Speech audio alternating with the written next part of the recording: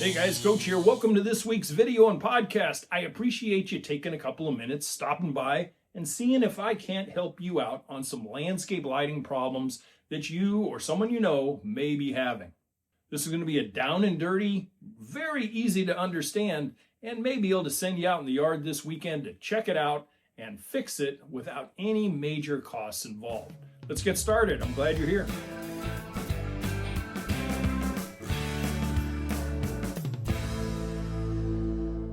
Hey, welcome back. Hey, if you take a look, there's really about 4 points of failure in a lighting system.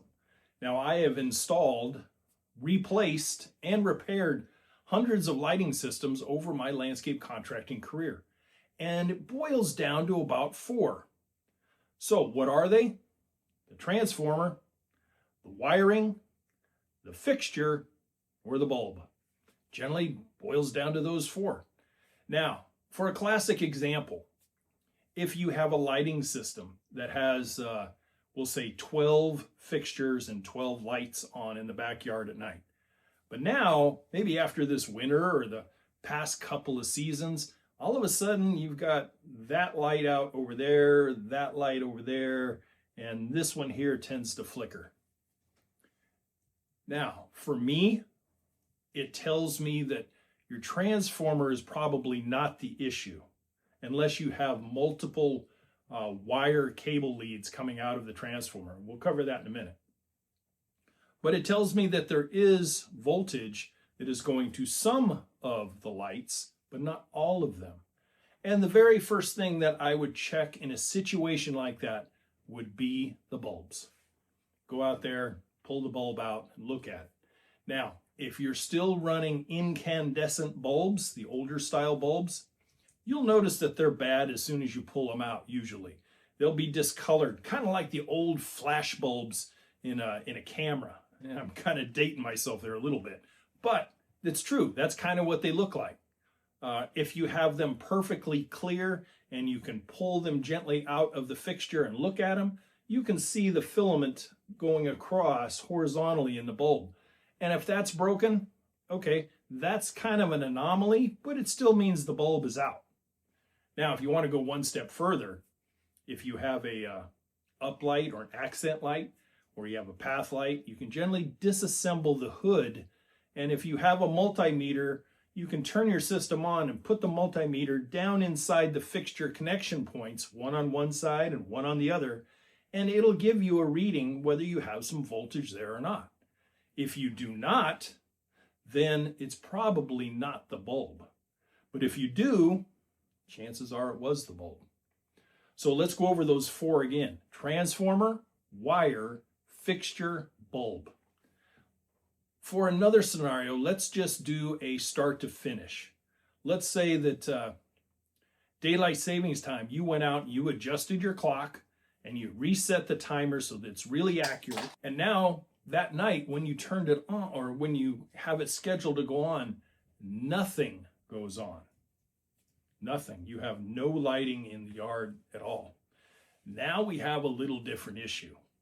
If it worked before daylight savings time, and now it does not, we have something that we can start checking from the beginning or the origin of the system out to where the bulbs are and the fixtures. Most likely, we're going to check our electrical source first. The source where you plug in the transformer. We want to make sure that that's working. Starting at the breaker in the house, yes, it's on. Going to the plug that the transformer is plugged into, multimeter, what do you have? If you have voltage there, then we know it's not the source or the plug. Now we go to the transformer. If we open up the transformer door, we generally should, depending on what transformer you have, we should have a mechanical timer or maybe a digital timer on there. And if so, can you hear the mechanical timer? You know, the little tick, tick, tick, tick, tick, tick, tick that they do? They're basically like a Christmas tree timer. Or if you have a digital one, you can put your ear to the transformer and you can hear the transformer hum. You can literally hear that piece of electrical engineering, generally on the top or the middle, that you're not going to be able to put your fingers into because it's all sealed up because of high voltage. But you should be able to hear it taking that 120 volt current and shoving it out at 12 to 17 volts, something like that. So what do you have there? Now, if you have that, you can hear it and you hear the timer. Now we're going to go down the next part, and then we're going to go to the breaker. Usually on it, it'll either be a push button or a actual little switch, and we want to make sure that that is in the on position. Now, if you check that and you didn't hear a buzz, but now you do, then turn your system on and go check your lights. Have they been repaired? Are they working now? If not, let's go back and check the lugs. The lugs are where the cables come into the transformer and attach to the common lug and then one of the regular lugs. Now, if you have loose wiring, let's just hypothetically say you have only one wire that leads and serves your particular landscape system. Do you have a good tight connection on those lugs? Generally with a screwdriver, you put them in, or the previous owner put them in, or a contractor like me put them in, and we put them up inside the lug, and then there's a set screw that we screw in, or a toggle that we toggle down on it, and it should be a nice tight connection. You should not be able to jiggle it. You cannot pull it free. Check that. If one was loose or dislodged for some reason, we twist those back together, put it up in the lug, tighten that lug down, and now turn the system on and go look. Did that fix the problem? Yes or no? Okay, it did not.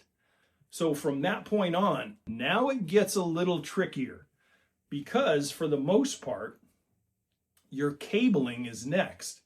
And cabling tends to leave the transformer and leave whatever source where the transformer is in.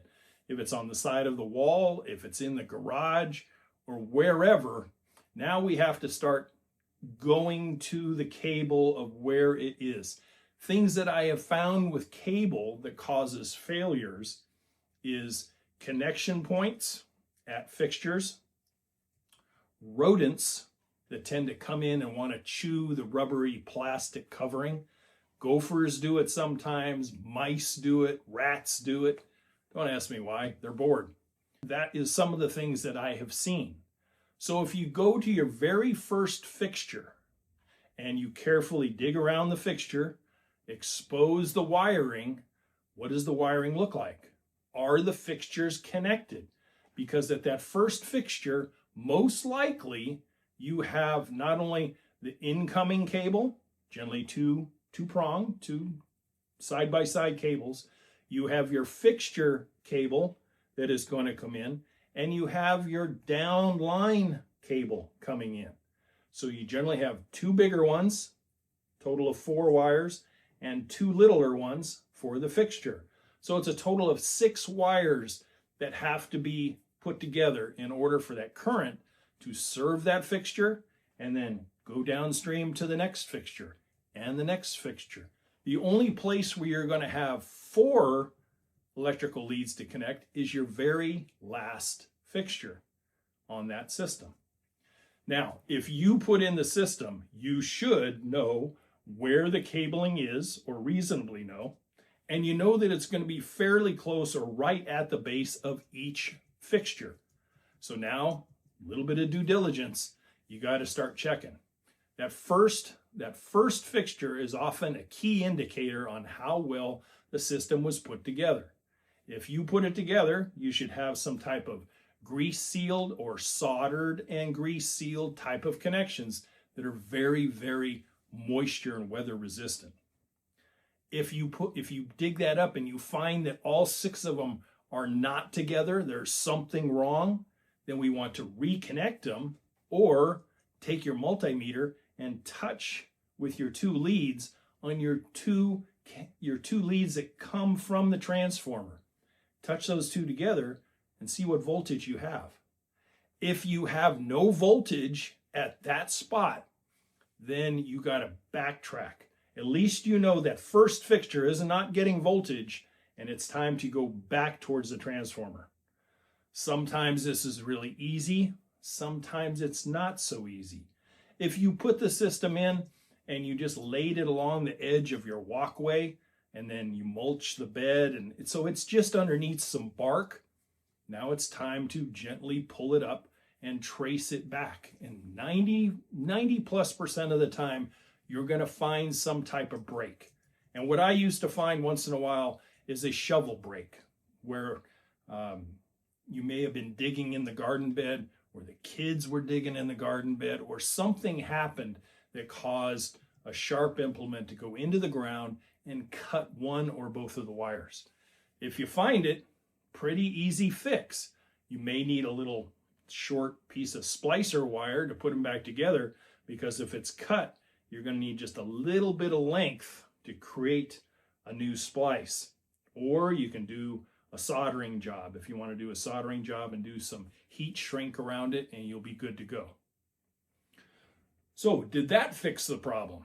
If you put that back together, went to your first fixture and fixed it all up, turned your system on, do you have lights again?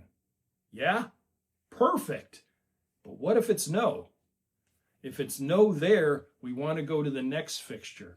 And depending on how it was put in, you may have had a single line, and then the first fixture and a single line and another fixture. Then you teed off and went to some other fixtures, maybe under some trees or something. And there's a couple of split offs. And it's basically a multimeter dig and search. That's basically what it turns out to be. And see what actually happened. Most of the time, depending on the size of your system, I would say the number one cause is bulbs, especially incandescents. If you can, switch them all over to LEDs tomorrow, and you will have 10 times the shelf life, 10 times the service with an LED bulb than you will be an incandescent. Now, let's say you've done everything. You've done it all. This was not your install. Then you have to determine the age of the install. If this was something that a contractor did for you 12 months ago, you need to pick up the phone and you need to give them a shout and say, hey, the lighting system that I paid a few $1,000s for ain't working, pal. When can you come out and diagnose the problem and check it out? I've done all I can do at this point. If they don't, well, there's always Yelp reviews, I guess. I used to guarantee all my stuff by state law for 4 years, and I never had a callback for lighting. But there is basically your 4 things that are going to be your problem-solving solutions for your particular low-voltage landscape lighting situation. Transformer, if you have no voltage and you cannot get it to be revived, maybe time to replace that transformer, especially if it's old. What I used to find is little shorts and problems because of bug infestation, spiders, spider webs, spider eggs, pincher bugs, roly-polies, other things that used to like to get up inside.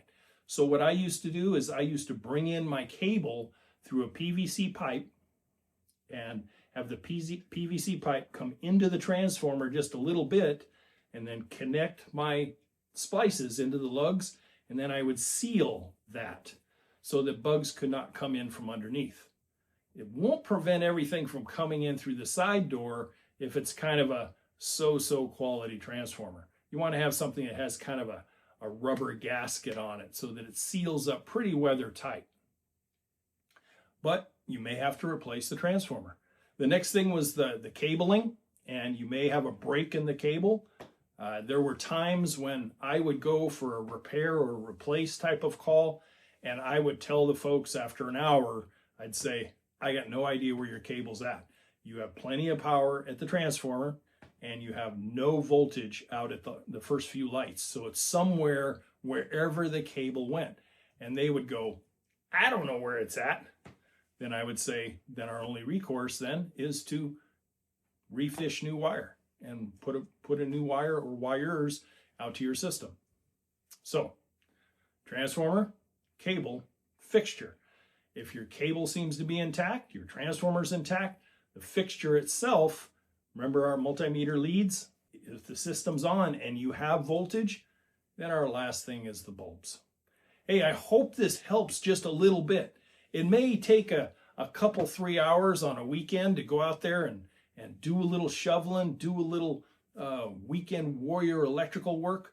Remember, if you don't feel comfortable doing that, you can always turn it over to an electrician or a landscape contractor in your area that's familiar with low voltage lighting, and they can come out and do it for you. But for the simple cost of an inexpensive multimeter, you could probably diagnose and fix it yourself. And if you have any questions regarding that type of repair, you can always email me at youryardcoach@gmail.com. I'll be glad to get back to you rather quickly. And if you want to sit down and talk about a low voltage landscape lighting install and you're not sure exactly where to start or how to do it, hey, there's always the consultation. Hey, that's what I got for you. As always, to your guys' landscape success, I hope it helped, and I'll check you out on the next video. Don't forget to check out some of the other videos and podcasts that we have in our library. You guys take care. Bye for now.